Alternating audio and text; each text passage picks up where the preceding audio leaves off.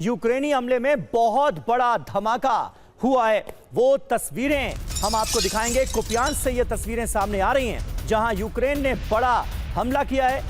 बहुत बड़ा धमाका हुआ है। रूस के हथियार डिपो को निशाना बनाया गया और पूरा जो वेपन डिपो था वो उड़ा दिया गया।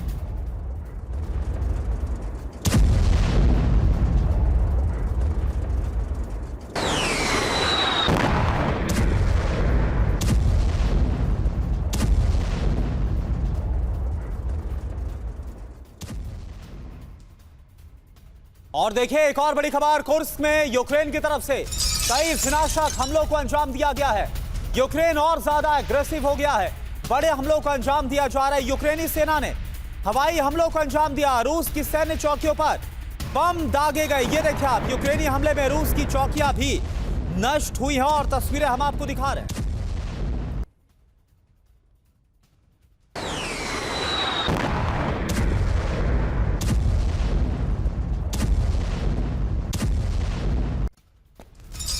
और इस बीच डोनेट्स्क से अहम खबर आ रही है। डोनेट्स्क में एक इलाका ऐसा है जहां यूक्रेन की सेना हावी होती हुई नजर आ रही है। रूस को यहां भारी नुकसान उठाना पड़ा है। तबाह हुए हथियारों को ले जाते दिखे हैं सैनिक। यूक्रेनी हमलों में नष्ट हुई सेल्फ प्रोपेल्ड गन को देखिए कैसे ले जा रहे हैं रूसी सैनिक।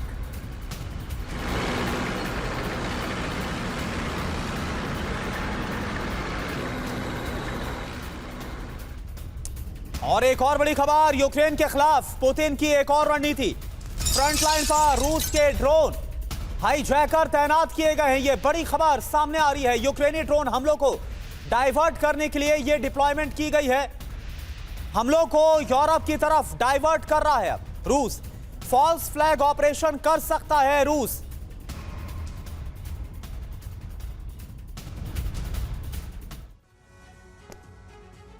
तो देखिए कुल मिलाकर ज़ेलेंस्की कहीं ना कहीं अपने इस मकसद में तो कामयाब जरूर हुए हैं कि यूरोप को यह भय दिखाया जा सके कि सिर्फ यूक्रेन को खतरा नहीं है पुतिन से, बल्कि यूरोप को भी खतरा है। और अब ऐसा लग रहा है कि यूरोप यह बात पूरी तरह से मान चुका है।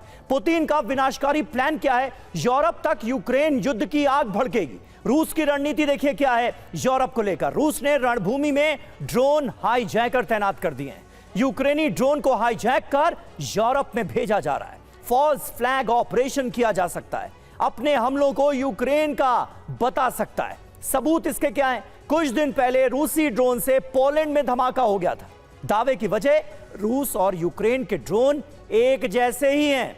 दोनों के ड्रोन में एक ही तकनीक का इस्तेमाल किया जा रहा है। ड्रोन में लगे ज्यादातर पुर्जे एक जैसे हैं। कौन किसका ड्रोन, इसीलिए युद्ध के माहौल में यह पहचानना बहुत मुश्किल हो जा रहा है। लेकिन ऐसे में अगर नाटो देशों पर हमले होते हैं, भले ही पुतिन उसे माने ना, रूस उसे माने ना, संजय सॉय साहब, तो क्या इसका अंजाम विनाशकारी हो सकता है? नहीं, बिल्कुल देखिए, ऐसा ही फॉल्स फ्लैग वाला जो ऑपरेशन है ये किया जाता है ताकि जो मित्र देश है उनके बीच में एक अविश्वास की भावना आ जाए। उनके बीच में कहीं ना कहीं एक डर बैठ जाए कि ये यहाँ से कैसे हमले हो रहे हैं।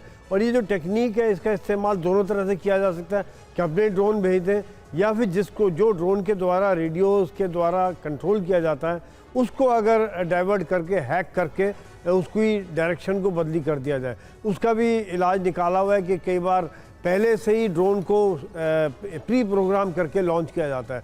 अब यहाँ पर जो बात आई है, दो तीन बातें जैसे भी चली थी कि एक तो शांति वाली बात है जिसके ऊपर मैं कहना चाहूँगा कि इतना, जैसे मनीष बता रहे, इतना तगड़ा पेच फंसा हुआ है उसमें, क्योंकि वो कह रहा है कि मैं ज़मीन छोड़ूंगा नहीं। रशिया कह रहा है जो मैंने ज़मीन ले ली वो मैं लेके रहूँगा। अगर वो सिक्योरिटी गारंटी लेते, नेटो कंट्री आते, तो आर्टिकल 5 के अंदर अगर कहीं भी लड़ाई होती है, रशिया के साथ जंग होती है, किसी भी देश की नेटो जो डिप्लॉयड है उनके साथ झगड़ा होता है, तो यानी कि सभी नेटो कंट्रीज बाध्य हैं उस पर लड़ाई करने की। यही कारण है कि रशिया कह रहा है कि इसका मतलब ये युद्ध का विस्तार है। और फिर क्या फ़र्क रह गया कि वो नेटो ज्वाइन करे या ना करे अगर नेटो की सेना वहाँ पर डिप्लॉय हो जाती है। यूरोप, ये बिल्कुल, जब भी ट्रंप से की बात हुई है, यूरोप भी इस चीज़ पर अड़ा हुआ है कि यूक्रेन को सिक्योरिटी गारंटी चाहिए। क्योंकि जैसा भी आप बता रहे थे कि ज़ेलेंस्की ने डर डाल दिया यूरोप के अंदर कि अगला टारगेट आप ही होगे। तो ये डर डालने की वजह से यूरोप नहीं चाह रहा है कि लड़ाई जारी रहे। यूक्रेन पिटता रहे और वो लोग बचे रहे, यूक्रेन को वो सामान देते रहे। ये भी एक कारण है कि ताकि वो अपनी जान बचाने के चक्कर में वो यूरोप की लड़ाई को आगे बढ़ाए हुए हैं। यानी कई सारे डायमेंशन है यहाँ पर संजय सोइसर, और रूस भी तो ये बोल चुका अगर नाटो सेना सिक्योरिटी गारंटी के नाम पर यूक्रेन में आकर जम जाएंगी तो फिर उसे कौन सिक्योरिटी गारंटी देगी।